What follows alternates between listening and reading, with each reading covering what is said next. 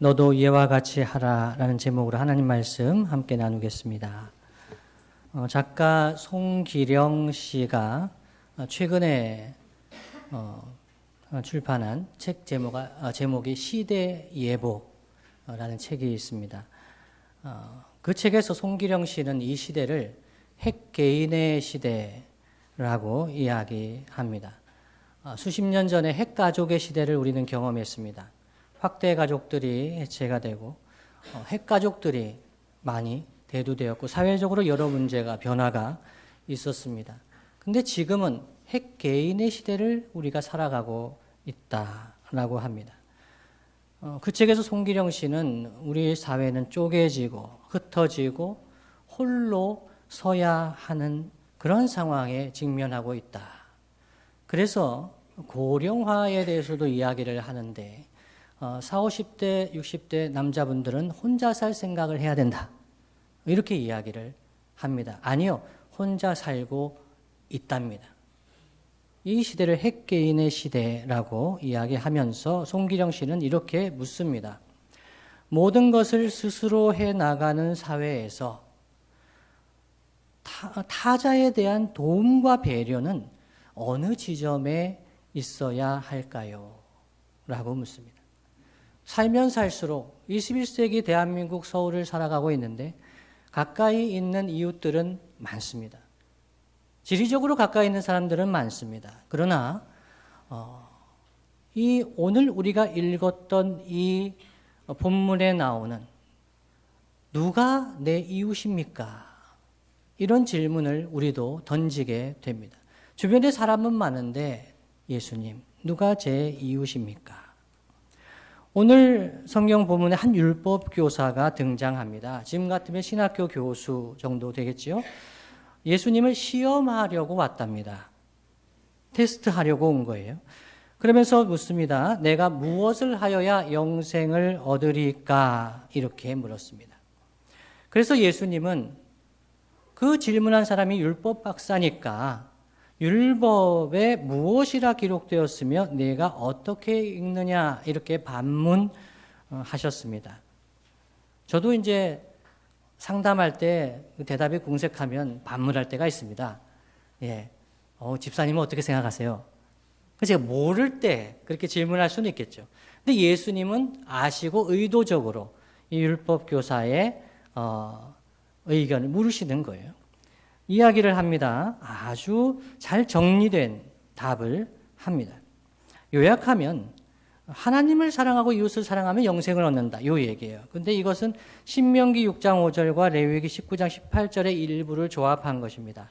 먼저 신명기 6장 5절은 너는 마음을 다하고 뜻을 다하고 힘을 다하여 내 하나님 여호와를 사랑하라 했습니다. 근데 레위기 19장 18절에서는 원수를 갚지 말며 동포를 원망하지 말며 내 이웃 사랑하기를 내 자신과 같이 사랑하라. 나는 여호와이니라 이렇게 말씀했습니다. 율법 박사답죠? 여러 구절에 이 율법의 구약의 핵심적인 내용이 하나님 사랑, 이웃 사랑입니다. 라고 그렇게 하면 영생을 얻습니다. 답을 합니다. 예수님께서 뭐라고 답을 하십니까? 내 대답이 옳도다. 이를 행하라 그러면 살리라 말씀하셨습니다. 대화는 거의 이제 마무리되는 것 같습니다. 질문하셨고 답을 잘했습니다. 옳다고 하셨습니다. 그런데요, 이 율법 교사는 순순히 물러나지 않습니다. 왜요? 예수님을 시험하려고 왔거든요. 예수님을 테스트하기 위해서 왔어요. 그래서 29절에 보시면 그 사람이 자기를 옳게 보이려고 예수께 여쭙습니다. 그러면 내 이웃이 누구니까? 이렇게 질문하죠. 자기를 옳게 보인다. 다른 말로 하면 예수님이 옳지 않다는 것을 드러내기 위해서 질문하는 의도가 담겨 있습니다. 그래서 이 율법 박사가 질문하는 것이 그러면 내 이웃이 누구니까? 이 질문이죠. 사실 율법 박사인데 지금 같은 신학교 교수인데 이웃이 누군지 몰랐을까요? 설마 이웃이 누군지 몰라서 질문했을까요? 그렇지는 않습니다. 율법 박사, 율법 교사는 자기의 이웃이 누구인지를 알고 있습니다. 그래서 예수님께서 뭐라고 하시느냐에 따라서 이 율법교사는 대응할 준비가, 만반의 준비가 되어 있었습니다. 저는 이 질문에 대해서, 이유에 대해서 두 가지를 생각해 봤습니다. 첫 번째는요, 만일 예수님께서 이런 사람이 이웃이라고 말씀하실 때 그 이웃이 그 율법교사가 사랑하는 사람이면, 또 사랑하기 원하는 사람이면 율법교사는 예, 저도 그 사람들을 제 몸과 같이 사랑합니다. 그러면서 자기가 의로운 것을 드러낼 수가 있었을 것입니다. 이런 의도가 있었겠다. 첫 번째고요. 두 번째는요, 만일 예수님께서 이런 사람이 너의 이웃이다 라고 말씀하실 때 그 사람들이 사랑하지 말아야 할 사람이라면 예수님을 반박할 구실이 됩니다. 사랑하지 말아야 될 사람들이 있을까요? 그 시대에는 유대교의 지혜서가 있었는데요. 지금 외경으로 남아 있습니다. 외경에 보면은 시락이라는 책이 있습니다. 시락국, 이렇게 외우시기 쉬울 거예요. 시락서, 이렇게 얘기하는데, 시락의 12장 4절에 이런 내용이 있습니다. 제가 번역한 건데요, 이거는. 경건하고 신실한 자들을 도와주되 죄인들은 돕지 말라. 이렇게 했습니다. 이렇게 가르쳤습니다. 이 12장 1절에 보면은 너희가 누구를 도울 때 그 사람들이 누군지를 알아라. 이렇게 얘기를 해요. 그러니까 아무나 돕지 말라는 얘기죠. 아무나 구제하지 말라는 얘기예요. 그러면서 이 율법 교사는 누가 사랑하지 말아야 될 사람들인가 하는 것을 알고 있었다는 거예요. 만일 예수님께서 이런 사람들을 사랑하라 하는 그 범주에 이 율법 교사가 사랑하지 말아야 될 사람이 포함이 되어 있다면 이것은 논쟁거리가 되는 거죠. 예수님의 삶이 그것을 드러내지 않습니까? 예수님은 가난하고 병들고 소외되고 이런 사람들을 찾아가시고 병을 고치시고 도우셨지요. 근데 구체적으로 얘기해서 사랑하지 말아야 될 사람, 대표적인 사람이 세리, 장녀, 사마리아 사람들 가까이 하셨습니다. 복음을 전하시고 가까이 하셨습니다. 이것은 율법교사가 볼 때는 잘못된 것입니다. 그들은 율법교사, 유대인들의 이웃이 아닙니다. 그러나 예수님께서 그 이야기를 만일 세리나 사마리아 사람들이 너의 이웃이다, 그들을 사랑하라, 이렇게 예수님이 말씀하셨으면 그 율법교사는 예수님을 문제 있는 사람이라고 바로 이야기를 할 수 있었을 것입니다. 이런 맥락에서 예수님은 그 유명한 선한 사마리아인의 비유를 말씀하셨습니다.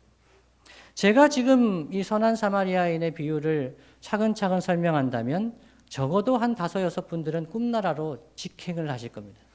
또 이 얘기를 듣는구나. 내 인생에 이 선한 사마리아인 이야기를 수백 번은 들은 것 같은데, 그렇게 생각할 분도 있으실 거예요. 그래서 제가 질문을 준비했습니다. 물론 어떤 권사님은 질문하지 말라고 하셨지만, 비유의 내용을 생각하기 전에 질문을 한번 드릴게요. 여러분, 이 비유 속에 선한 사마리아인은 누구를 가리키는 걸까요?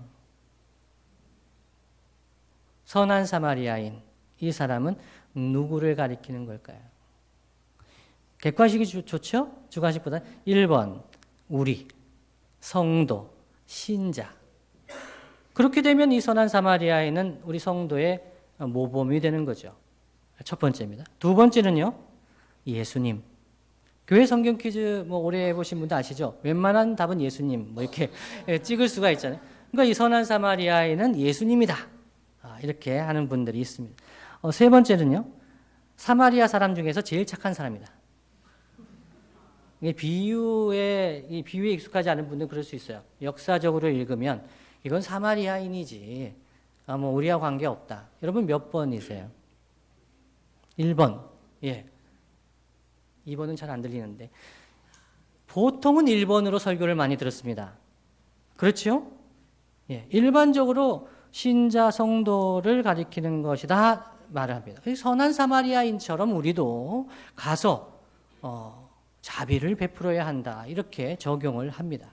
그런데요, 요즘에 이 선한 사마리아인은 예수님을 가리킨다라고 해석하고 가르치는 사람들이 많이 늘어나고 있습니다. 인터넷에 보면은 아주 유명 인사가 성경을 가르치면서 이거는 선한 사마리아인은 예수님을 가리킨다. 왜 많은 목사님들이 이것을 잘못 가르치느냐 하면서 많이 그 동영상이 올라와 있습니다. 그것은 이런 이유입니다. 기본적으로 사람이 의롭다 함을 받는 것, 영생을 얻는 것, 천국에 가는 것, 어떻게 의롭다함을 받을 수 있을까? 그것은 행위로 얻는 것이 아니라는 거예요. 믿음으로 말미암아 의롭다함을 받는다. 이신칭의라고 하죠. 우리는 아무도 행위로, 공로로 하나님 앞에 인정을 받을 수 있는 사람이 없기 때문에, 행위로 영생할 사람은 없기 때문에, 하나님 사랑해서 이웃을 사랑해서 영생 얻는 사람은 없으니까 그 관점에서 이제 이 비유를 해석하는 거죠. 이것은 이제 소위 알레고리 해석이라 그래요. 알레고리 해석은 보통은 성경을 문자적으로, 역사적으로, 상식적으로 보는 것이 보편적인 겁니다. 종교개혁 전통에서 그렇습니다. 그런데 이 알레고리 해석은 로마 가톨릭이나 이 중세 때 아주 유행을 했습니다. 그 본문에 영적인 의미, 신학적인 의미를 부여해서 읽는 거예요. 예를 들면 이렇습니다. 알레고리로 읽으면 선한 사마리아인은 예수님이에요. 그런데 이 강도받는 자는 인생, 사람이죠. 근데 이 제사장과 레위인, 이 율법을 대표하는 이 제사장과 레위인은 그를 구원해 줄 수가 없었어요. 구원하지 못해요. 외면했어요. 그러니까 구약의 율법으로 구원받지 못한다는 거예요. 그런데 예수님이 오셔서 기름으로 또 포도주로 이렇게 치료하시잖아요. 기름은 성령을 가리키는 것이고 포도주는 주의 보혈을 가리키는 것이다. 그래서 성령과 거기에 끄떡끄떡 많이 하시면 이제 이상해지는데 그래가지고 그 치료해가지고 어디에 가죠? 여관에 가잖아요. 여관에 이 교회를 상징한다는 거예요. 그래서 교회로 인도하는 이런 과정.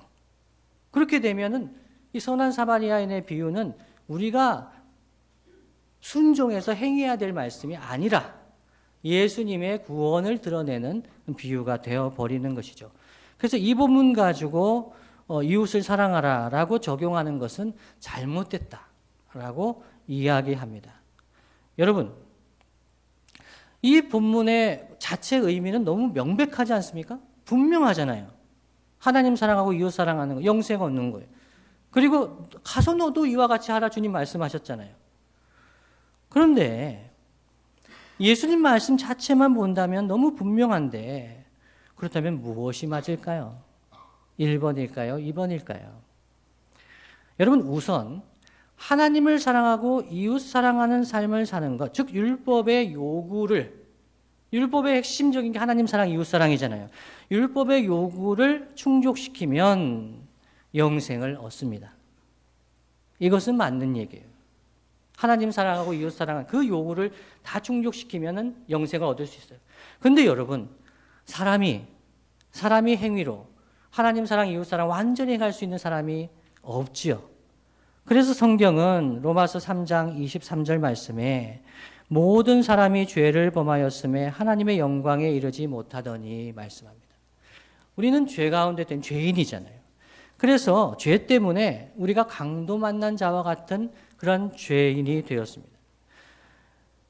에베소서 2장 1절 말씀이 이렇게 증가합니다. 그는 허물과 죄로 죽었던 너희를 살리셨도다. 죄 때문에 우리가 강도 만난 자와 같이 되어서 죽었는데 죄와 허물로 죽었던 우리를 그리스도와 함께 살리셨습니다. 에베소서 2장 4절 5절 이렇게 말씀하죠. 긍휼이 풍성하신 하나님이 우리를 사랑하신 그 큰 사랑을 인하여 허물로 죽은 우리를 그리스도와 함께 살리셨고 너희는 은혜로 구원을 받은 것이라 말씀합니다. 오늘 찬양대에서 찬양했던 것처럼 주의 귀한 보배 피로 우리를 구원해 주신 거예요. 우리는 아버지의 품을 멀리 떠나서 하나님을 사랑하는 마음은커녕 하나님 사랑하기는커녕 하나님을 멀리 떠나고 배반하는 그러한 인생이었는데 죄와 허물로 죽었던 모든 관계가 깨어졌었는데 그런데 하나님이 그리스도와 함께 우리를 살리셨어요. 죄와 허물로 죽었던 우리를 구원해 주셨어요. 그의 귀한 보배 필요해요. 근데 여기서 머무르지 않아요. 그러면서 우리 구원받은 우리를, 하나님의 자녀를 하나님 사랑, 이웃 사랑의 삶으로 초대하십니다. 이것이 성경의 가르침입니다. 다른 말로 하면 영생 얻는 믿음은, 믿음으로 말미암아 의롭다함을 받는다고 하잖아요. 이 영생 얻는 믿음은 사랑으로 나타나게 되어 있습니다. 하나님 사랑, 이웃 사랑으로 나타나게 되어 있습니다. 그래서 예수님은 우리가 이 사랑의 사람이 되게 하기 위해서 살 찢기시고 피 흘리시고 십자가 구원을 우리에게 보여주신 것이죠. 요한복음 13장 14절 15절 이렇게 증거합니다. 내가 주와 또는 선생이 되어 너희 발을 씻었으니 너희도 서로 발을 씻어주는 것이 옳으니라. 내가 너희에게 행한 것 같이 너희도 행하게 하려 하여 본을 보였노라. 대표적인 말씀 여러 가지가 있지만 하나 얘기한 겁니다. 예수님은 행하는 자라야 천국에 들어갈 것이라고 마태복음 7장에서 얘기하셨고, 그리고 예수님께서 본을 보여주신 것은 우리도 그와 같이 행하게 하려고 본을 보여주셨다고 말씀하는 거죠. 갈라디아서 5장 6절 말씀에 그리스도 예수 안에서는 할례나 무할례나 효력이 없으되 사랑으로서 역사하는 믿음뿐이니라. 아멘. 이 예전에 대천덕 신부님이, 예수원에 계셨던 대천덕 신부님이 강조하셨던, 자주 말씀하셨던 말씀이에요. 믿음을 강조하고 믿음이 중요하다면서 행위를, 선행을 이렇게 낮게 열등한 것으로 이야기하는 거 잘못됐다. 믿음을 이야기하지 않고 선행만 강조하는 것도 문제가 있다. 우리가 가진 믿음은 어떠한 믿음이냐면 사랑으로서 역사하는 믿음이다. 하나님 사랑, 이웃 사랑으로서 역사하는 믿음을, 영생 얻는 믿음을 우리가 가졌다는 것이죠. 성경만 그렇게 이야기하는 것이 아니라 웨스트민스터 신앙고백서, 우리 장로교 표준, 교리 표준이죠. 웨스트민스터 신앙고백서 제16장 이 선행에 대해서 이야기를 합니다. 거기 2절에 보면 이런 내용이 있습니다. 하나님의 계명에 순종함으로 행하는 이 선행은, 그게 전제죠. 그러니까 우리가 선행을 할 때 사람이 생각해서 이것이 선이다, 이게 선행이지라고 하는 게 아니라는 거예요. 일단은 웨스트민스터 신앙고백서에 얘기하는 것은 하나님의 계명에 순종함으로 행하는 선행, 그러니까 하나님 사랑하고 이웃 사랑하는 것, 예수님 말, 이 성경의 가르침에 순종하여 행하는 선행은 참되고 살아있는 믿음의 열매요 증거이다, 이렇게 얘기해요. 그 종교개혁 전통에 충실한 장로교 교리 표준도 그냥 믿음으로 말미암아 의롭다함을 얻는다, 그렇게 얘기하지 않아요. 중요한 얘기죠. 구원 얻는데 이 믿음은 어떤 믿음이냐? 참되고 살아있는 믿음은 이 열매, 선행으로 나타나고 열매가 나타나고 증거된다, 이렇게 얘기합니다. 그리고 신자들은 선행으로 자기들의 감사를 드러내고 얘기합니다. 선행으로 하나님께 인정받는 것 아닙니다. 선행으로 하나님 앞에 의롭다함을 받는 거 아닙니다. 그러나 구원 얻은 성도는, 십자가의 사랑을 받은 성도는 감사해서, 하나님 은혜에 감사해서 선을 행한다는 거예요. 하나님을 사랑하고 이웃을 사랑하는 거죠. 그리고 확신을 굳게 하며, 선을 행하는데 내 확신이 굳어져요. 형제의 덕을 세워줍니다. 복음의 고백을 단장합니다. 복음의 고백이 아름답게 되는 거예요. 선행을 통해서. 대적들의 입을 막습니다. 성도들의 선행은 대적들, 원수막의 입을 막습니다. 하나님을 영화롭게 합니다. 그들은 하나님이 만드신 바요 그리스도 예수 안에서 선한 일을 위하여 지으심을 받아 거룩함의 열매를 맺어 결국에는 영생을 얻을 것이다, 이야기합니다. 그 영생 얻는 믿음, 하나님이 기뻐 구원 얻는 믿음, 그것은 참되고 살아있는 믿음의 열매는 선행이다 하는 것이죠. 그래서 저는 본문을 이렇게 읽을 수 있다고 생각합니다. 예수님은요, 우리에게 선한 사마리아인이 되셔서 우리를 찾아와 주셔서 우리를 구원해 주셨습니다. 강도 만난 자와 같이 우리의 노력으로는, 의지로는, 능력으로는 사랑할 수 없는 존재, 죄와 허물로 죽은 존재, 그럴 때 예수님께서 우리에게 선한 사마리아인 되셔서 찾아와 주셔서 우리를 구원해 주셨어요. 동시에 예수님은 우리를 선한 사마리아인 같은 이웃사랑의 삶으로 초대하셨습니다. 우리가 무엇이 관대? 죄와 허물로 죽었던 우리를 사랑의 삶을 살아라고 그 거룩한 삶으로 초대해 주시는 것이죠. 지난주에 권영경 목사님 오셔서 말씀해 주셨던 내용에 비추어 본다면 하나님은 꿈을 가지신 거죠. 예수님은 꿈을 가지셨던 거예요.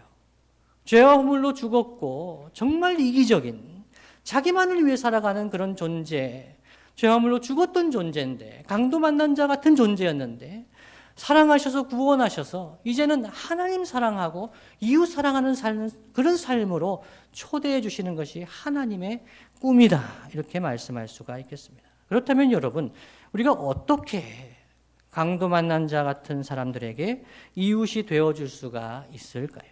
첫 번째는요, 우리가 먼저 주님의 사랑을 경험해야 됩니다. 우리가 주님의 십자가의 사랑을 경험해야 됩니다. 제가 예전에 그 선교 헌신할까 말까 이렇게 고민한 때가 있었어요. 그때 한 선교사님이 저한테 아주 저를 자유케 해주셨어요. 뭐라고 하셨냐면, 형제, 하나님은 아무나 선교지에 보내시는 게 아니에요. 아멘. 감사해서 가는 거예요. 감사해서. 받은 은혜에 갚을 길이 없어서. 보내주시면 너무너무 감사하겠다. 하나님 사랑을 먼저 경험해야 된다는 거예요.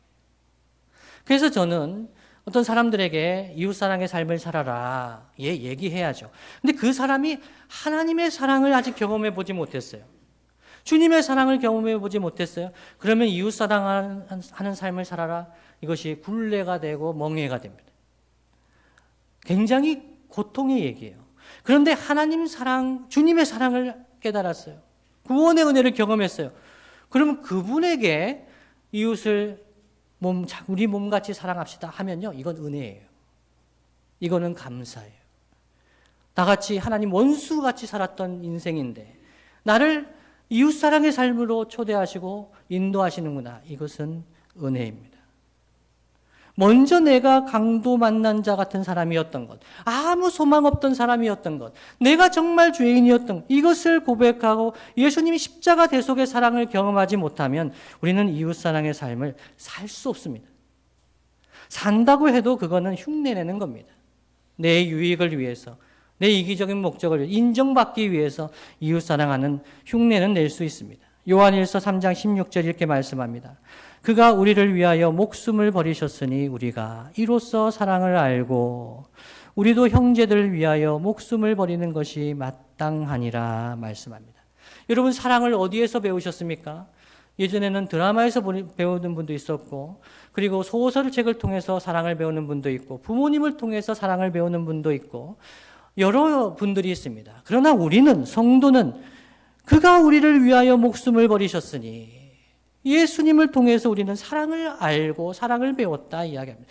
그래서 우리도 형제들을 위하여 목숨을 버리는 것이 마땅하니라 사도 요한은 증거했습니다. 그래서 다른 말로 하면 우리가 이웃에 대해서 인색한 마음이 생길 때, 우리 마음을 살펴보면 우리가 우리 마음 안에 주님의 사랑이 부족할 때, 주님의 사랑에 대한 감사가 부족할 때, 주님의 사랑에 대한 그 은혜가 부족할 때 우리는 이웃에 대해 인색한 마음과 행동을 하게 됩니다. 이것이 첫 번째입니다. 먼저 주님의 사랑에 거해야 됩니다. 두 번째는요, 주님의 사랑을 받으면 주님의 마음을 품게 됩니다.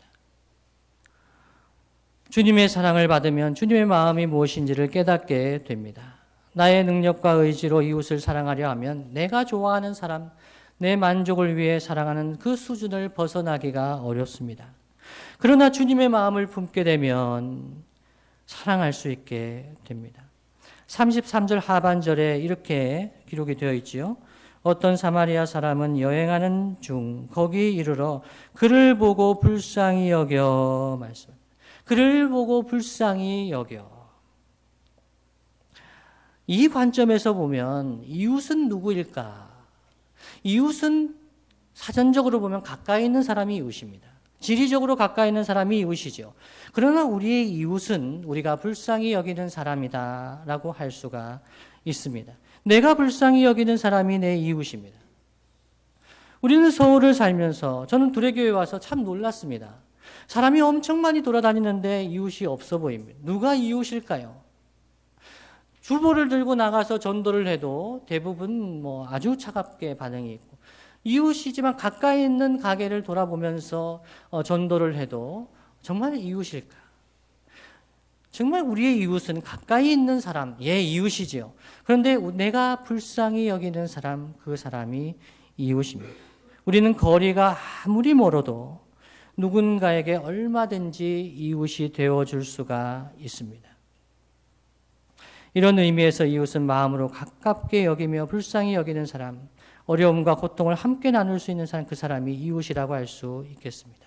세 번째는요, 여러분, 고난당한 사람을 보거나 알게 되면 외면하지 말아야 합니다. 지난주에 권영경 목사님 통해서 이 세상의 소작, 작은 자들, 굶주리고 먹을 것이 없고 감옥에 갇히고 병든 자들 돌아본 것을 주님을 섬긴 것이라고, 주님께 한 것이라고 말씀하시겠다고 하신 말씀을 함께 받았습니다. 우리가 살아가는 동안에 우리에게 크고 작은 여러 요청들이 있습니다. 내 이웃이 누구일까? 우리는 살아가면서 도움이 필요한 이웃들을 뉴스와 여러 사람들을 통해서 알게 됩니다. 이것은 하나님의 부르심입니다. 하나님 우리에게 알게 하여 주신 것은 우리를 도전하시는 것입니다. 어떻게 하겠느냐? 내 이웃이 누구이냐? 말씀하시는 것이죠. 이렇게 하나님은 우리 가운데 역사하십니다. 이러한 선한 일을 우리 하나님께서 이루어 가십니다. 이런 것이 하나님의 역사이지요. 하나님 명령에 순종하여 멀리 있던 사람, 전에 멀리 있던 사람을 그리스도의 사랑으로 다가가서 섬기며 세워가는 것, 하나님의 역사입니다. 반대로 이야기하면 우리 안에 죄가 들어올 때에, 우리 안에 죄가 있을 때에 우리의 관계를 단절시킵니다. 아무리 가까이 있는 사람도, 내 배우자와 자녀와 부모와 친한 친구일지라도 우리가 죄 가운데 있으면 그 관계가 단절이 됩니다. 그러나 우리가 주님 안에 있을 때, 주님 사랑 안에 거할 때, 하나님 말씀을 순종하여 살아갈 때 우리를 성령께서 지리적인 그 거리를 극복하게 하십니다. 멀리 있는 사람도 주님의 마음으로 긍휼히 여기는 마음을 품게 하십니다. 이것은 성령의 역사입니다. 빌립보서 1장 6절 말씀 이렇게 증거합니다. 너희 안에서 착한 일을 시작하신 이가 그리스도 예수의 날까지 이루실 줄을 우리는 확신하노라 말씀합니다. 우리 두레교회를 통해서 하나님께서 구제하게 하시고 이웃을 섬기게 하시는 것, 하나님의 역사입니다. 말씀을 마무리하겠습니다. 방송실 그림을 한번 올려주시면 좋겠습니다. 네, 1890년에 5월에 빈센트 반 고흐는 생레미 정신병원에 입원하게 됩니다. 어느 그림이 고흐의 그림일까요? 네, 미술에 그 조예가 깊으신 분들이군요. 저도 이 정도는 압니다. 그래서 이제 이 고흐를 예를 드는데요. 고흐가 오른쪽에 그림을 그릴 때 왼쪽에 있는 그림을 모사했습니다. 이게 들라크루아라는 화가가 그린 그림입니다. 선한 사마리아인이죠. 좌우가 반전되어 있지 않습니까? 이것은 이 들라크루아의 작품을 소개한 잡지를 보고 그렸어요. 근데 잡지를 그 당시에 판화로 이렇게 했기 때문에 좌우 반전된 것을 보고 그것을 이제 고흐가 그린 겁니다. 고흐 스타일로 그렸어요. 배경이 막 휘몰아치지 않습니까? 고흐가 좋아하는 색깔 노란색 이렇게 그립니다. 이 그림에서 선한 사마리아인 왼쪽 옆에 있는 상자가 보이세요? 상자. 어떤 이는 가방이라고 하기도 하고 상자. 이것은 이제 강도 만난 자가 다 뺏기고 나뒹굴고 있는 그 상자와 가방이에요. 근데 바로 그 상자 가방에 인접한 그 사람이 있어요. 누굴까요? 레위인. 레위인이 지나가죠. 더 먼저 지나간 사람 있죠? 그 위에 선을 따라 올라가시면 지평선, 거기에 사람이 작게 그려져 있습니다. 제사장과 레위인이 지나가 버리고, 근데 선한 사마리아인이 강도 만난 자를 힘을 다해서 말에 태우고 있는 그런 모습을 소개하고 있습니다. 여러분, 여기서 고흐는 자기를 누구라고 생각했을까요? 고은은 정신병원에 입원할 때에 너무나 고통스러웠다라고 합니다. 그러면서 많은 평론가들이 이 강도 만난 자가 고을을 드러낸다. 즉 고은은 강도 만난 자를 생각하면서 자신의 모습이 강도 만난 자와 같다. 내가 아무것도 할 수 없는, 정신병원에 갇혀서 아무것도 할 수 없는 이 상황, 너무나 힘든 그 상태, 이 강도 만난 자의 이웃에 자신을 투영해서 절망과 고통 속에 있는 자신을 구원해 주시기를 예수님께 간구하며 그림을 그렸다라고 말씀하시는 분도 있습니다. 그러나 어떤 이는 이 선한 사마리아인이 고흐라고 이야기하는 분이 있어요. 왜냐하면 고흐가 노란색을 너무너무 좋아하고 머리에 보면 빨간 모자가 있죠. 고흐의 별명이 빨간 모자를 쓴 미치광이었어요. 그래서 그 빨간 모자를 쓴 미치광이 이 고흐가 그 선한 사마리아인의 모자 색깔을 빨간색으로 그립니다. 그것은 무엇이냐면 자기는 이 현실에서 너무나 비참한 삶을 살아가고 있지만 그 예수님의 은혜를 갈망하고 간구하고 있지만 자기도 선한 사마리아인과 같이 저는 강도 만난 자, 나 같은 사람을 도울 수 있으면 좋겠다는 마음이 그 그림에 표현이 되어 있다. 이렇게 해석을 합니다. 주님이 사랑하시는 성도 여러분, 우리 두레교회는 좋은 제자, 좋은 이웃 되는 교회를 지향합니다.